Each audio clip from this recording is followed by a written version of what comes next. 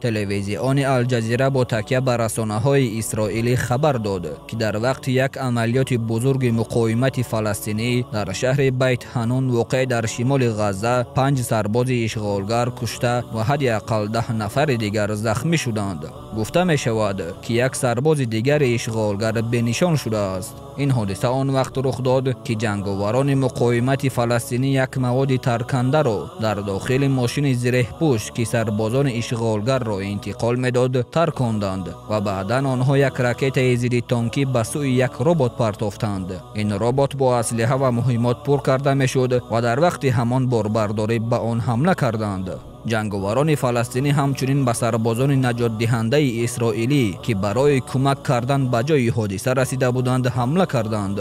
سربازان کشته شده و زخمی اعضای گروه مهندسی یهلام بودند. این گروه به گذاشتن مینه‌ها، دام‌ها و ترکاندن خانه‌های فلسطینی‌ها در داخل غزه مشغول است، اما این بار خود آنها به یک دام خطرناک افتادند. گفته می شود که در جای حادثه به ترتیبی و ترس و واهمه با وجود آمد. واحدی که مورد حمله قرار گرفت به بتالیون نیسخ ایگودا تعلق داشت. در این بتالیون سربازانی هستند که از میان یهودیان دیندار و افراطی از آنهایی که خیلی سخت به دینشان مستحکمند گرفته شدند.